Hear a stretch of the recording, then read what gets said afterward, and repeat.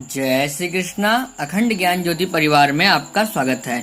आज हम आपको बताएंगे कामिका एकादशी व्रत कथा के विषय में और हम जानेंगे कि आखिर क्यों इस दिन पीले वस्त्र पहनकर भगवान विष्णु नारायण की पूजा करने से सभी मनोकामनाएं पूर्ण हो जाती हैं। देखिए, सावन यानी कि श्रावण का महीना चल रहा है। भगवान शिव की पूजा के लिए सावन मास का विशेष धार्मिक महत्व बताया गया है। हर मास की तरह सावन माह के कृष्ण पक्ष में पड़ने वाली एकादशी तिथि को कामिका एकादशी कहते हैं। यह सावन मास की पहली एकादशी है। मान्यता है कि कामिका एकादशी के दिन व्रत रखकर भगवान विष्णु की पूजा करने से भक्तों के सभी पाप नष्ट हो जाते हैं और उनकी सभी मनोकामनाएं पूरी होती है। माना जाता है कि कामिका एकादशी का व्रत रखकर भगवान विष्णु की पूजा की जाए और पूजा के दौरान आसन पर बैठकर ओम नमो भगवते वासुदेवाय मंत्र का 108 बार जप किया जाए। तदोपरांत व्रत कथा का पाठ किया जाए, तभी व्रत का पूरा फल प्राप्त हो जाता है।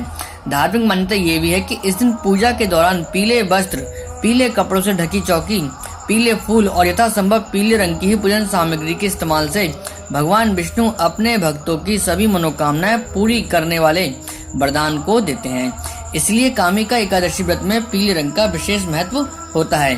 तो आइए जानते हैं कामिका एकादशी व्रत कथा के विषय में।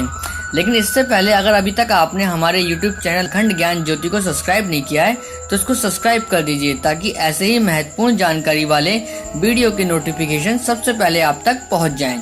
तो आइए जानते हैं कामिका एकादशी के व्रत कथा के बारे में। अर्जुन ने कहा, हे प्रभु, मैंने आषाढ़ माह के शुक्ल पक्ष की देवशयनी एकादशी का सविस्तार वर्णन सुन लिया है। अब आप मुझे श्रावण माह के कृष्ण पक्ष की एकादशी की कथा सुनाने की कृपा करें। इस एकादशी का नाम क्या है, इसकी विधि क्या है, इसमें किस देवता का पूजन होता है, इसका उपवास करने से मनुष्य को किस फल की प्राप्ति होती है।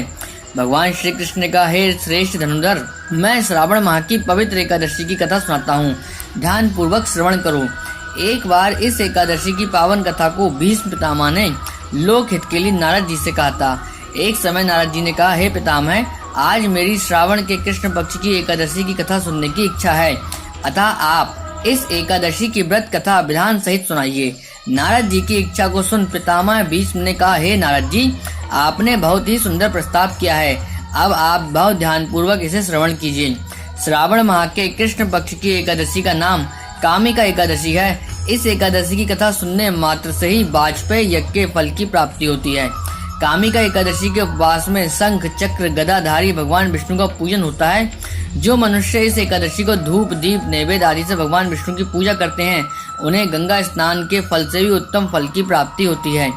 सूर्य ग्रहण और चंद्र ग्रहण में केदार और कुरुक्षेत्र में स्नान करने से जिस पुण्य की प्राप्ति होती है, वह पुण्य कामिका एकादशी के दिन भगवान विष्णु की भक्ति पूर्वक पूजा करने से प्राप्त होता है।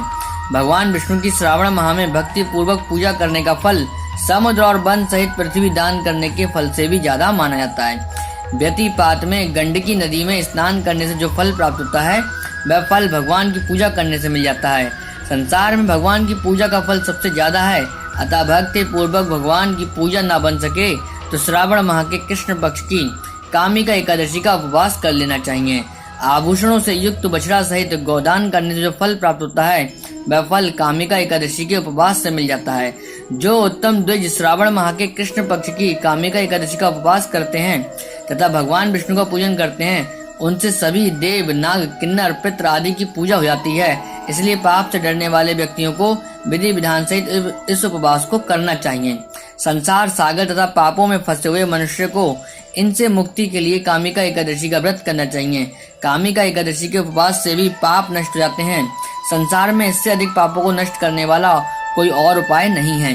हे नारद जी, स्वयं भगवान ने अपने मुख से कहा कि मनुष्य को अध्यात्म विद्या से जो फल प्राप्त होता है, उससे अधिक फल कामिका एकादशी का व्रत करने से मिल जाता है।